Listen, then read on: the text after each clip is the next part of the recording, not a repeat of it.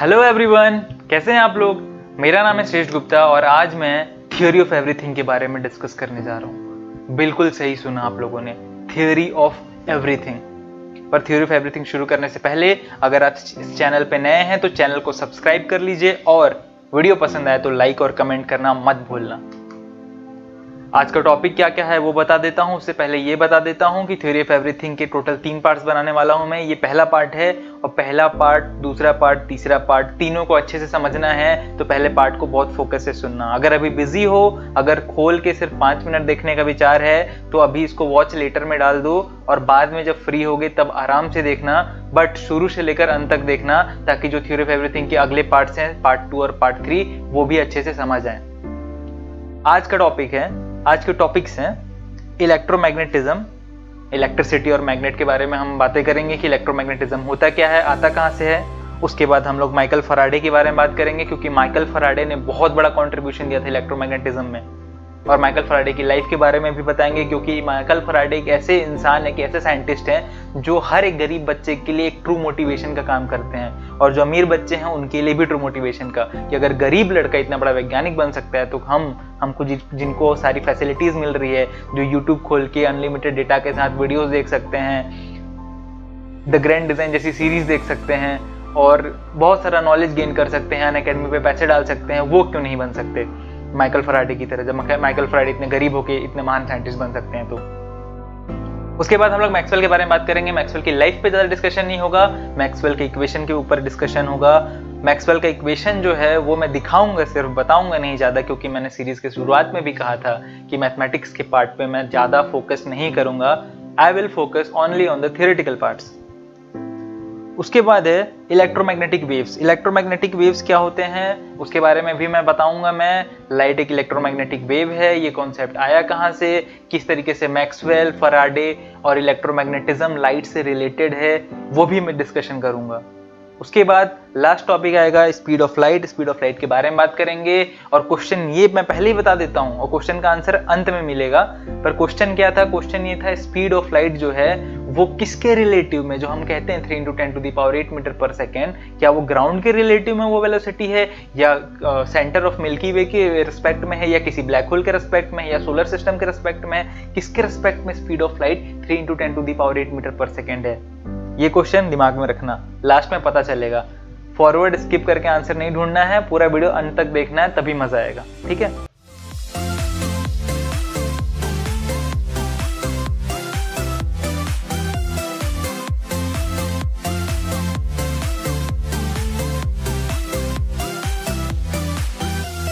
ठीक है, तो शुरू करते हैं। इलेक्ट्रोमैग्नेटिज्म।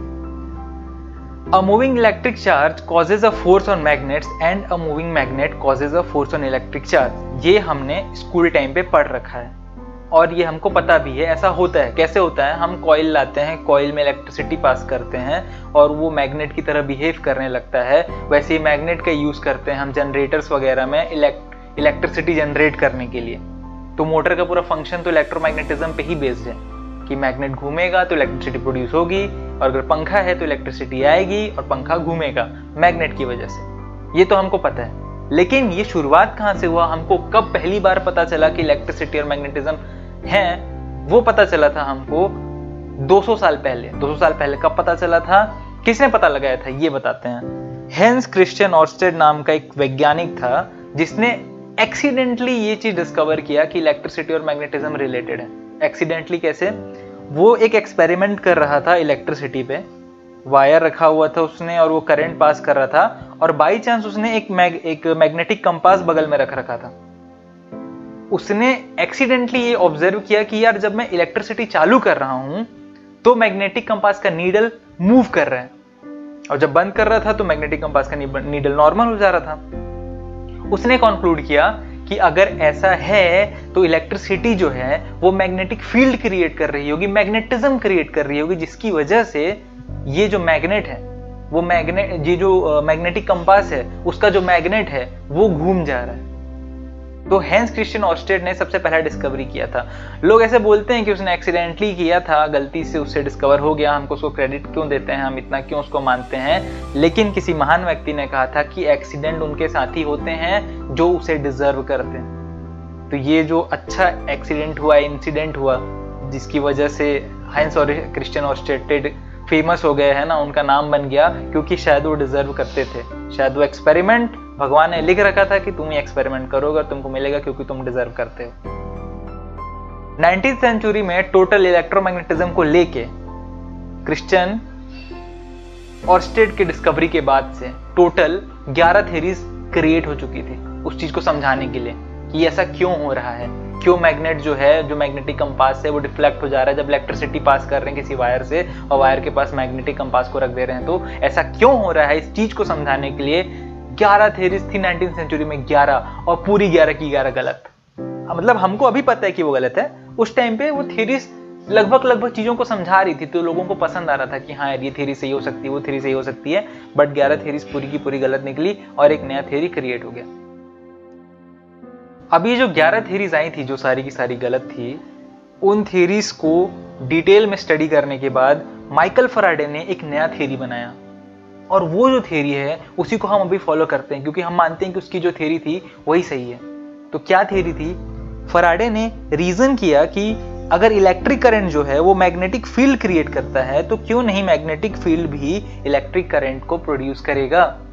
तो उसने इलेक्ट्रोमैग्नेटिज्म पे क्या डिस्कवर किया कि हेंस और ऑर्स्टेड ने जो डिस्कवरी की थी वो किस चीज पे थी कि इलेक्ट्रिसिटी मैग्नेटिक फील्ड क्रिएट कर रहा है, मैग्नेटिज्म क्रिएट कर रहा है। तो फैराडे ने बोला कि अगर इलेक्ट्रिसिटी मैग्नेट क्रिएट कर सकती है तो मैग्नेट इलेक्ट्रिसिटी क्यों नहीं कर सकता है। बिल्कुल लाइट की तरह, जैसे मैंने आप लोगों को पहले वीडियोस में बताया था कि लाइट के केस में क्या हुआ था कि लाइट एक वेव थी और बाद में प्रूफ हुआ कि वो पार्टिकल भी है। तो डी ब्रोगली ने क्या बोला कि अगर वेव पार्टिकल हो सकता है तो पार्टिकल को भी वेव होना चाहिए। उसी तरीके से फैराडे ने बोला कि अगर इलेक्ट्रिसिटी मैग्नेटिज्म प्रोड्यूस कर रही है तो मैग्नेटिज्म भी इलेक्ट्रिसिटी प्रोड्यूस करेगा, और उसने उसके बेस पे एक्सपेरिमेंट किया और उसने खुद को सही प्रूव भी कर दिया। और 14 साल बाद उसने ये बताया कि इलेक्ट्रिसिटी और मैग्नेटिज्म ही सिर्फ रिलेटेड नहीं है, बल्कि इलेक्ट्रोमैग्नेटिज्म लाइट से रिलेटेड है। मतलब इलेक्ट्रिसिटी, मैग्नेटिज्म और लाइट तीनों एक दूसरे से रिलेटेड है। ऑल्दो उसके पास कोई प्रूफ नहीं था, ना ही मैथमेटिकली ना ही एक्सपेरिमेंटली ज्यादा प्रूफ थे उसके पास। मैथ्स में फैराडे थोड़ा सा कमजोर था। रीजन ये था क्योंकि वो बहुत गरीब घर से था, उसने सेल्फ स्टडी, सेल्फ टॉट करके खुद को आगे बढ़ाया था। तो उसकी थ्योरी, उसकी फिलॉसफी वो सब स्ट्रॉन्ग थे, और उसका मैथ थोड़ा वीक था। तो चलिए अभी पहले हम लोग माइकल फैराडे के बारे में बात करते हैं कि माइकल फैराडे थे कौन और क्यों उनकी लाइफ इतनी इंटरेस्टिंग है, क्यों हम उनकी स्टोरी पढ़ते हैं। माइकल फैराडे जो थे उनकी फॉर्मल एजुकेशन बहुत ही कम थी। फॉर्मल एजुकेशन मतलब क्या? फॉर्मल एजुकेशन मतलब स्कूल में जाना और पढ़ाई करना। मतलब वो बहुत ही, आई थिंक 13 या 14 साल की उम्र तक ही स्कूल गए, वो भी थोड़ा सा स्कूल लाइक पढ़ना सीख गए कि रीडिंग कैसे करते हैं, बस इतना ही सीख गए। उसके बाद क्या हुआ कि वो पुअर थे, तो उनको पैसे कमाने के लिए एक जॉब करनी पड़ी, और जॉब क्या थी? वो बुक शॉप में बैठ के बुक बाइंडिंग का काम करते थे। अब इंटरेस्टिंग ये है कि बुक बाइंडर होने के बाद जो बाकी, मतलब अगर हम लोग होते बुक बाइंडर, इनफैक्ट मैं होता, तो शायद मैं दुखी होता कि मेरे पास पैसे नहीं है, इस वजह से मैं साइंस में कुछ कंट्रीब्यूट नहीं कर पा रहा, मैं साइंटिस्ट नहीं बन पा रहा। लेकिन उन्होंने ऐसा नहीं बोला, उन्होंने अपॉर्चुनिटी देखी, बुक बाइंडर हैं, बुक्स आती हैं, उन्होंने बुक्स को पढ़ना शुरू किया, और बुक्स को पढ़ते उन्होंने सेल्फ टॉट करके खुद को इतना बड़ा जीनियस बना लिया कि आज हम उनके बारे में बात कर रहे हैं 200 साल बाद भी। He learned science by reading the books given to him for binding. Binding के लिए जो बुक्स दी जाती थी उनको पढ़ के उन्होंने अपना नॉलेज गेन किया, और जैसे जैसे वो बड़े होते गए तो उन्होंने साइंस की तरफ अपना रुझान और बढ़ाया, और सर हम्फ्री डेवी के लिए एज अ असिस्टेंट काम करने लगे। सर हम्फ्री डेवी कौन थे? हम्फ्री डेवी एक बहुत फेमस जाने माने साइंटिस्ट थे उस टाइम के, जो केमिस्ट्री के बहुत बड़े ज्ञाता माने जाते थे, और उनके साथ माइकल फैराडे ने काम करना शुरू किया एज एन असिस्टेंट, और आगे की लाइफ में उसी लैबोरेटरी में काम करते रहे, और हम्फ्री डेवी के डेथ के बाद माइकल फैराडे वहां के ओनर बन गए। Faraday had troubled with mathematics, so it was a struggle for him to conceive a theoretical picture of odd electromagnetic phenomena. तो इलेक्ट्रोमैग्नेटिज्म का जो फिनोमिनन था उसको वो मैथमेटिकली फैराडे एक्सप्लेन नहीं कर पाते थे। क्यों नहीं कर पाते थे? क्योंकि उनका मैथ्स वीक था, और मैथ्स को यूज करके ज्यादातर थ्योरीज हम क्रिएट करते हैं, जैसे कि चाहे आप थ्योरी ऑफ रिलेटिविटी देख लो या क्वांटम फिजिक्स देख लो, ज्यादातर चीजों में हम मैथमेटिक्स डेवलप करके हम उस चीज को, थ्योरी को समझाते हैं कि अच्छा मैथ्स में अगर वैल्यू 0 आ रही है तो ऐसा होगा, वैल्यू इनफाइनाइट आ रही है तो वैसा होगा, वैल्यू -π/2 आ रहा है तो ऐसा होना चाहिए। पर माइकल फैराडे का मैथ्स वीक था। But not to worry, Michael Faraday ने एक बहुत अच्छी दोस्ती कर ली। किससे दोस्ती की? मैक्सवेल से। और मैक्सवेल और फैराडे बहुत ही फेमस साइंटिस्ट बने और दोनों बहुत अच्छे दोस्त थे, लाइक बेस्ट फ्रेंड्स। दोनों एक दूसरे को चिट्ठियां लिखा करते थे। अच्छा ठीक है, अभी मैक्सवेल पे आएंगे, उससे पहले ये पिक्चर देख लो। ये पिक्चर में ये हमारे माइकल फैराडे हैं जो बूढ़े थे तब ऐसे दिखते थे। ये है यंग माइकल फैराडे, और इससे ज्यादा बेटर पिक्चर्स मेरे को इंटरनेट पे मिली नहीं, but this man he is such a great motivation. तो माइकल फैराडे पे वापस से आ रहा हूं, उसके बाद मैक्सवेल पे भी आऊंगा मैं और उनकी दोस्ती की कहानी भी सुनाऊंगा। पर माइकल फैराडे का कॉन्सेप्ट क्या था और वो फेमस क्यों हुए, किस बेस पे हम उनको इतना बड़ा वैज्ञानिक मानते हैं, वो मैं समझा देता हूं पहले। One of Faraday's greatest intellectual innovation was the idea of force field. Force field के बारे में अगर आपने क्लास 11th या 12th में पढ़ रखा है, अगर आप उस क्लास में पढ़ चुके हो, कॉलेज में हो, तो आपको पता होगा कि फोर्स फील्ड क्या होता है। इलेक्ट्रिक फील्ड, मैग्नेटिक फील्ड, ये टर्म सुने होंगे। अगर आप छोटे क्लासेस में हैं तो शायद आपने नहीं सुना है, बट जो फोर्स फील्ड है उसका कॉन्सेप्ट माइकल फैराडे ने दिया है। मुझे नहीं पता कितने लोगों को पहले से पता था, मुझे खुद नहीं पता था कि माइकल फैराडे ने ही फोर्स फील्ड का कॉन्सेप्ट दिया है। बट ये जो फील्ड का कॉन्सेप्ट है वो माइकल फैराडे से आया। और क्यों आया? क्योंकि जब हम फोर्स की बातें करते थे तो हमें क्या लगता था कि अगर ये एक मैग्नेट है, ये दूसरा मैग्नेट है, इन दोनों के बीच में फोर्स लग रहा है, तो ये फोर्स एम्प्टी स्पेस में ट्रेवल कर रहा है। ये चीज माइकल फैराडे को पसंद नहीं आई। मतलब उसको लगता था माइकल फैराडे को कि यार कोई भी फोर्स लगने के लिए कांटेक्ट तो होना चाहिए, या फोर्स जो है वो फोर्स का इंफॉर्मेशन ट्रेवल कैसे करेगा, मतलब इस मैग्नेट को कैसे पता कि यहां पर दूसरा मैग्नेट है।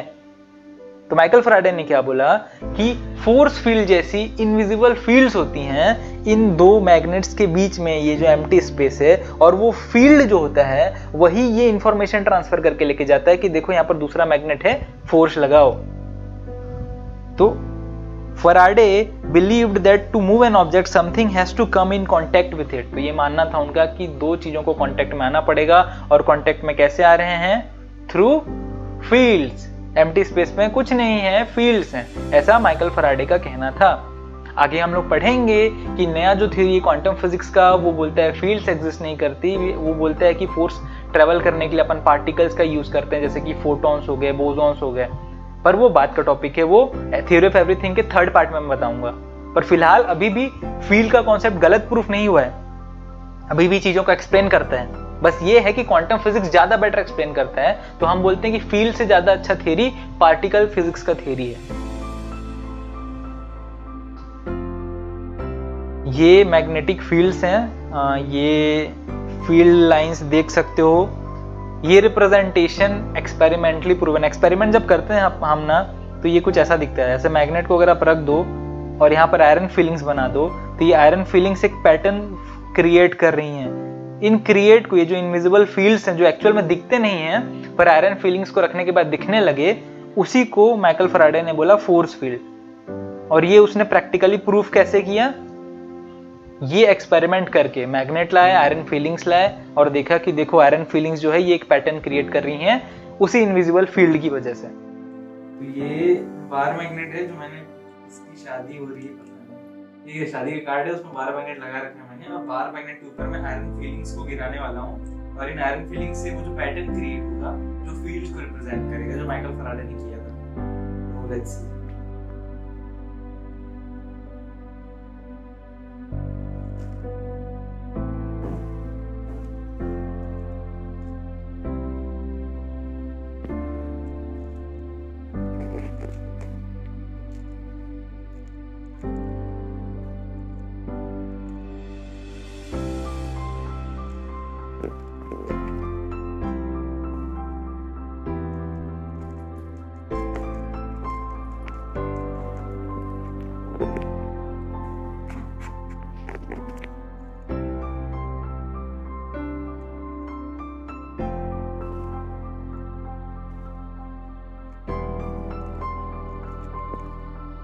ज्यादा गिर गया।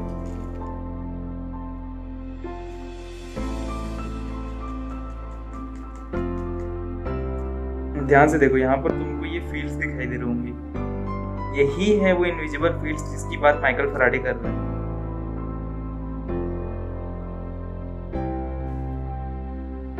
चलो फिर आते हैं मैक्सवेल पे। मैंने बोला था मैक्सवेल और फैराडे की दोस्ती पे वापस आऊंगा।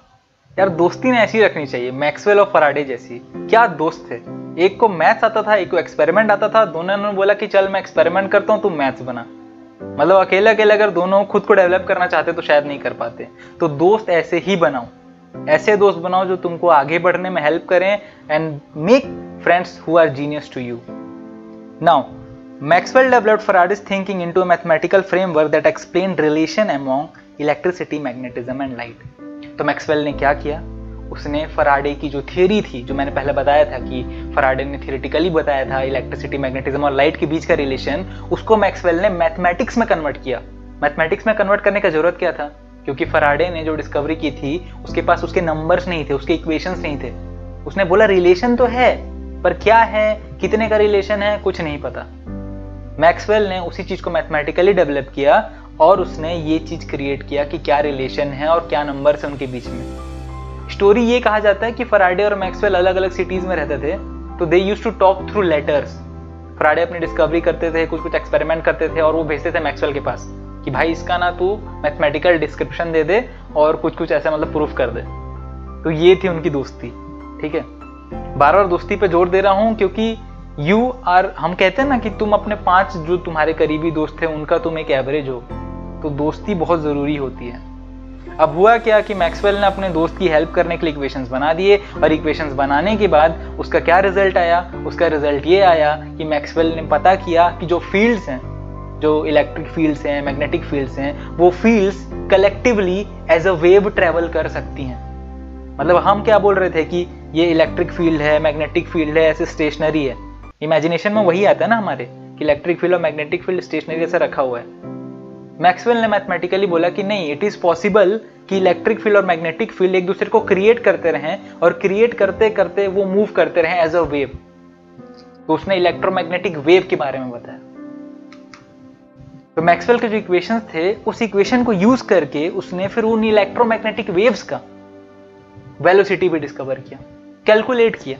क्या कैलकुलेट किया, उसने कैलकुलेट किया कि जो वेलोसिटी आ रही है वो आ रही थी 1/√μ0 एप्सिलॉन नॉट।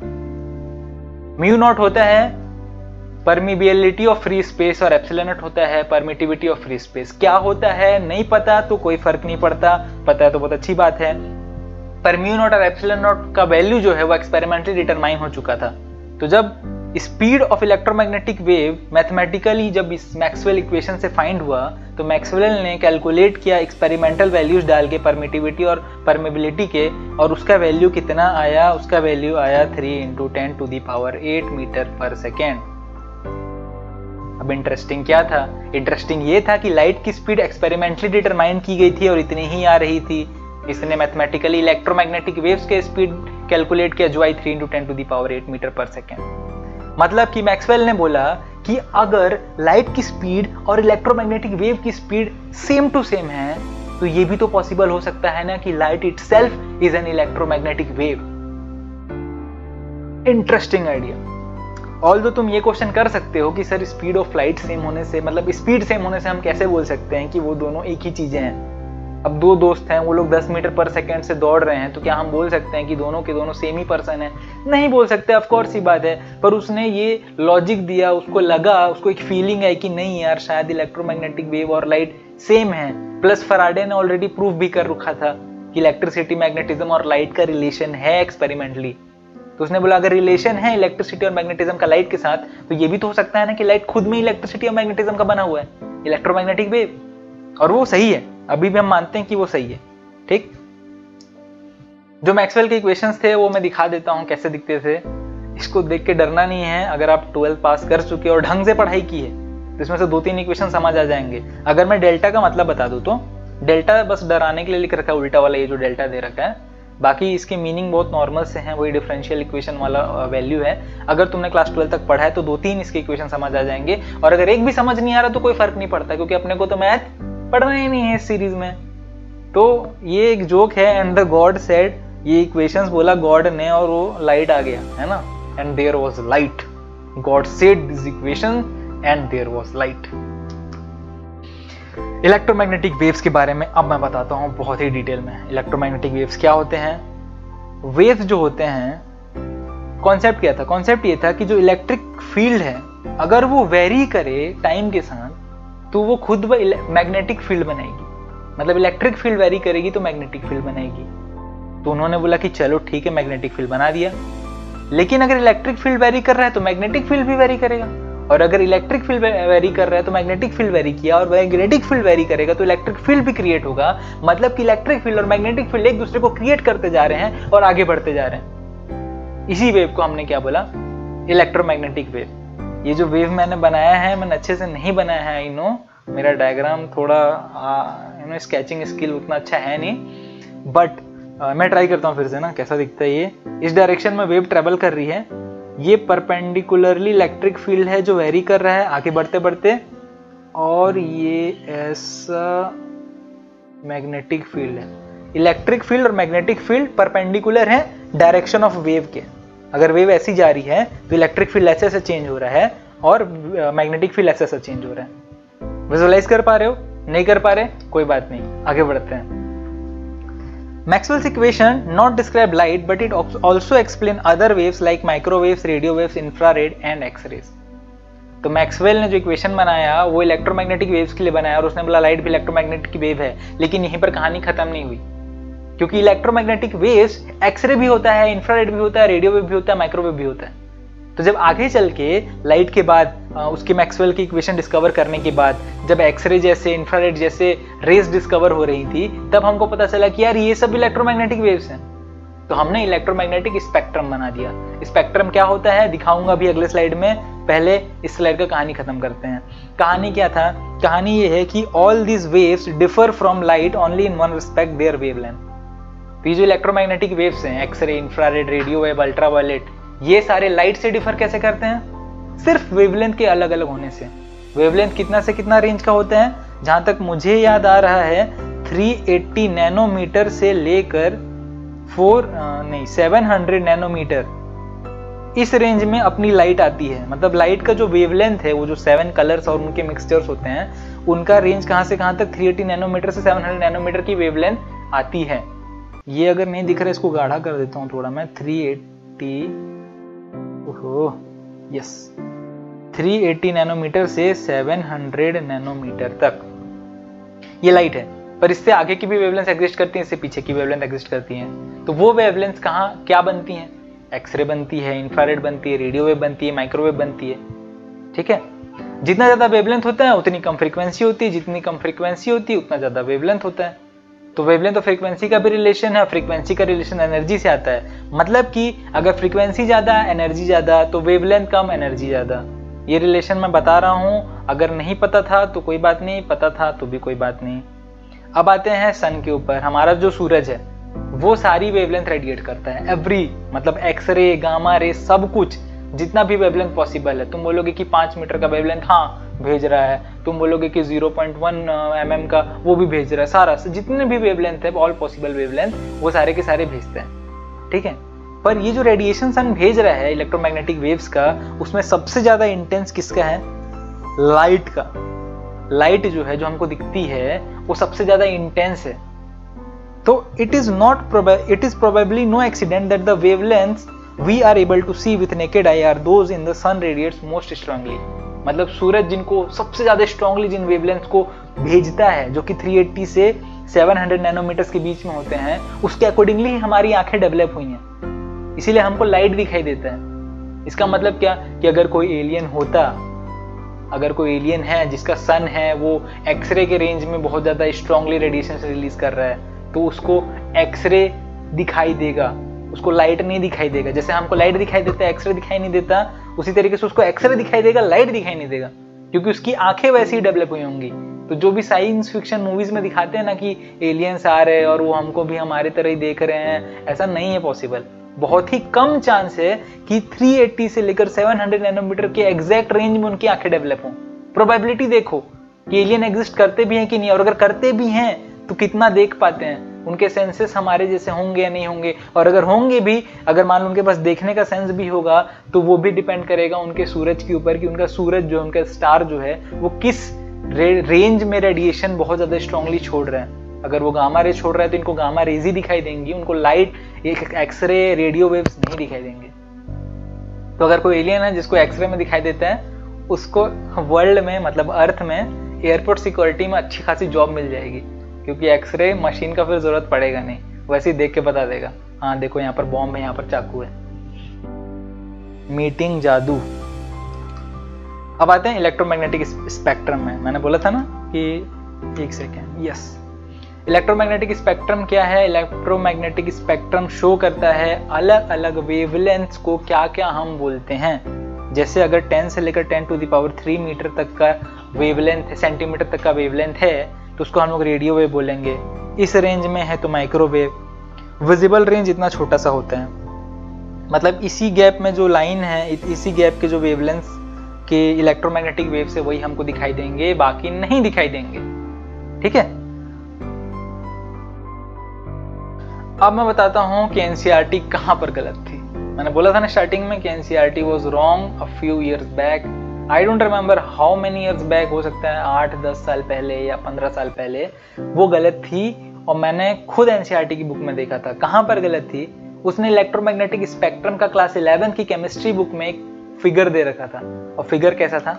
ऐसा कुछ, मतलब एग्जैक्टली ऐसा डायग्राम नहीं था, पर उसने ये कॉस्मिक रेज वर्ड लिख रखा था। और ये बहुत बड़ा मिसकंसेप्शन है। लोगों को लगता है कि गामा रे से भी ज्यादा फ्रीक्वेंसी कॉस्मिक रे की होती है, कॉस्मिक रे इलेक्ट्रोमैग्नेटिक स्पेक्ट्रम का पार्ट है। नहीं है। क्यों नहीं है? क्योंकि इलेक्ट्रोमैग्नेटिक स्पेक्ट्रम में हम सिर्फ इलेक्ट्रोमैग्नेटिक वेव्स की बातें कर रहे होते हैं। Gamma ray, X ray, ultraviolet rays, infrared, ये सारी की सारी वेव हैं। पर कॉस्मिक रे है वो वेव नहीं है, वो सब एटॉमिक पार्टिकल्स हैं जो स्पेस में close to the speed of light move कर रहे हैं, बहुत तेज, you know, like 99.9% velocity of c. इतनी तेजी से वो लोग मूव कर रहे हैं, बट पार्टिकल्स हैं, जैसे इलेक्ट्रॉन्स, प्रोटॉन्स और लेप्टॉन्स, न्यूट्रिनोज, इस टाइप के पार्टिकल्स, उनको कॉस्मिक रे बोलते हैं। They are not electromagnetic waves, और अगर वो इलेक्ट्रोमैग्नेटिक वेव नहीं है तो इलेक्ट्रोमैग्नेटिक स्पेक्ट्रम में उनको रखा ही नहीं जा सकता। करेक्ट। अब आते हैं स्पीड ऑफ लाइट पे। स्पीड ऑफ लाइट के बारे में मैं बोलूंगा तो तुम क्या बोलोगे? तुम बोलोगे स्पीड ऑफ लाइट होती है 3 × 10⁸ मीटर पर सेकेंड। और अगर कोई ज्यादा होशियार बच्चा होगा तो वो बोलेगा सर 2,99, समथिंग किलोमीटर पर सेकेंड। तो एक बोलेगा 3 × 10⁸ किलोमीटर पर सेकेंड, दूसरा बोलेगा 2,99,000 समथिंग किलोमीटर पर सेकेंड। क्या दोनों सही हैं? यस, दोनों ही सही हैं। एक अप्रोक्सीमेटली सही है, एक एक्यूरेटली सही है। पर क्वेश्चन ये आता है कि अगर हम स्पीड ऑफ लाइट बोल रहे हैं इतना है, 3 × 10⁸ किलोमीटर पर सेकेंड या 3 लाख किलोमीटर पर सेकेंड है, तो किसके रिस्पेक्ट में? क्या ग्राउंड के रिस्पेक्ट में, या फिर ब्लैक होल के रिस्पेक्ट में, या centre of the milky way Galaxy के रिस्पेक्ट में? किसके रिस्पेक्ट में लाइट की स्पीड 3 × 10⁸ किलोमीटर पर सेकेंड है? द आंसर इज, अभी नहीं बताऊंगा, अगले पार्ट में बताऊंगा। अगला पार्ट देखना पड़ेगा आंसर चाहिए तो। और अगर आंसर बहुत ज्यादा एक्साइटमेंट आंसर देखने का तो गूगल पे सर्च भी कर सकते हो, पर अगले पार्ट में मैं अच्छे से समझाऊंगा कि स्पीड ऑफ लाइट किसके रिस्पेक्ट में 3 × 10⁻⁴ किलोमीटर पर सेकेंड होती है और क्यों होती है। सी, ये क्वेश्चन मेरा नहीं है, ये क्वेश्चन सिर्फ मैं नहीं पूछ रहा कि किसके रिस्पेक्ट में। जब मैक्सवेल ने ये जो थ्योरी दी थी कि लाइट जो है वो इलेक्ट्रोमैग्नेटिक वेव है और उसकी स्पीड 3 × 10⁸ मीटर पर सेकेंड होती है, और उसने इक्वेशन बना के दे दिया, मतलब वो गलत तो था नहीं क्योंकि उसकी मैथमेटिक्स सही थी, तो उसने जो वैल्यू दिया वो भी सही था। तो क्वेश्चन आया कि यार तुम्हारा मैथ्स जो है वो किसके रिस्पेक्ट में लाइट की स्पीड कैलकुलेट कर रहा है? और ये बहुत ही बड़ा क्वेश्चन था। अब साइंटिस्ट लोगों को ये बताना था कि वो अर्थ के रिस्पेक्ट में, ग्राउंड के रिस्पेक्ट में स्पीड ऑफ लाइट सेम है, या स्पेस या यूनिवर्स के रिस्पेक्ट में। और there is no reason to believe that the speed parameter in Maxwell's equation is a speed measured relative to the earth. His equations after all apply to the entire universe. तो simple सा बात था कि there is no way to believe कि ये जो speed of light है वो अर्थ के रिस्पेक्ट में है, या क्योंकि उसके जो इक्वेशंस थे ना वो पूरे यूनिवर्स पे अप्लाइड थे, सिर्फ अर्थ पे तो थे नहीं अप्लाइड। तो रिस्पेक्ट पे बताना ये बहुत मुश्किल था। तो साइंटिस्ट लोगों ने क्या बोला? उन्होंने बोला कि speed of light relative to ether. उन्होंने बोला कि जो हम बोल रहे हैं 3 × 10⁸ मीटर पर सेकेंड, वो ईथर के रिस्पेक्ट में, उसके रिलेटिव में वो स्पीड है। और वो जो स्पीड है वो ईथर के रिस्पेक्ट में, और ईथर क्या है वो अगले वीडियो में पता चलेगा। ईथर जो है वो थॉर वाला ईथर का बात नहीं कर रहा हूं मैं, ऑल्दो उन्होंने भी ईथर का कॉन्सेप्ट थोड़ा वहीं से लिया है जो साइंटिस्ट लोग मानते थे, but this ether is much more interesting, क्योंकि हम हजारों सालों से ईथर को एक्सेप्ट कर चुके थे कि ये होता है कुछ ना कुछ चीज। क्या होता है वो अगले वीडियो में पता चलेगा। अगले वीडियो के टॉपिक्स बता देता हूं, उसके बाद वीडियो का एंड करेंगे। आज के लिए फिर इतना ही रहेगा। अगला जो पार्ट 2 है थ्योरी ऑफ एवरीथिंग का, उसमें हम डिस्कशन करेंगे ईथर के बारे में। सबसे पहले मैं बताऊंगा ईथर क्या होता है, और बताऊंगा स्पीड ऑफ लाइट किसके रिलेटिव में या कितना होता है, या कैसे हमने बोला कि क्या कॉन्सेप्ट है स्पीड ऑफ लाइट का। उसके बाद माइकलसन मोरेले एक्सपेरिमेंट भी देखेंगे, जिसमें धज्जियां उड़ा दी दुनिया की, सारे फिजिक्स के लॉज की। रिलेटिविटी की जो थ्योरी है ना, वो स्टार्ट माइकलसन मोरेले एक्सपेरिमेंट से हुई है। इस एक्सपेरिमेंट को एक्सप्लेन करने के लिए आइंस्टीन ने थ्योरी बनाई थी। तो अगर ये एक्सपेरिमेंट नहीं हुआ रहता ना, तो शायद आइंस्टीन की थ्योरी भी नहीं होती और आइंस्टीन इतना फेमस भी नहीं होता। एक्सपेरिमेंट करने के बाद मैं थ्योरी भी बताऊंगा कि ये थ्योरी आइंस्टीन ने बनाई कैसे और क्यों बनाई, क्या जरूरत पड़ी। आइंस्टीन थ्योरी ऑफ रिलेटिविटी पढ़ेंगे, दोनों बताऊंगा, स्पेशल थ्योरी ऑफ रिलेटिविटी बताऊंगा और जनरल थ्योरी ऑफ रिलेटिविटी भी बताऊंगा। उसके बाद जब हम बातें करेंगे तो हम स्पेस और टाइम में आएंगे, क्योंकि स्पेस बेंड होता है, टाइम स्लो हो जाती है, लेंथ छोटा हो जाता है, रिलेटिवली होती हैं चीज़ें, ये सब बातें भी करेंगे स्पेस टाइम में। और फिर लास्ट में जियोडेसिक्स की बातें करेंगे। जियोडेसिक्स क्या होते हैं? शॉर्टकट इन यूनिवर्सेस बोल सकते हो, वर्म होल्स नहीं बोल रहा हूँ मैं, ठीक है। शॉर्टकट मतलब क्या? शॉर्टेस्ट पाथ बोल रहा हूँ। जैसे कि अगर 2D प्लेन में देखें तो 2 पॉइंट्स के बीच का शॉर्टेस्ट पार्ट एक स्ट्रेट लाइन होता है। उसी तरीके से अगर हम लोग एक 3D ग्लोब में देखें तो उसमें जो सेंटर कोसेंट्रिक सर्कल्स होते हैं, वो सबसे कोसेंट्रिक सर्कल्स जो होते हैं वो सबसे शॉर्टेस्ट पाथ होते हैं। तो उसी तरीके से जियोडेसिक्स जो होता है वो 4 डायमेंशंस में सबसे शॉर्टेस्ट पाथ होता है। कैसे होता है डिटेल में एक्सप्लेनेशन अगले वीडियो में मिलेगा। ये वीडियो पसंद आई है, चैनल को सब्सक्राइब कर लो और वीडियो को लाइक कर देना and share it with your friends, क्योंकि ये बहुत ही इंटरेस्टिंग बनने वाला है अगले पार्ट्स में। तो do keep watching and as always thanks for watching.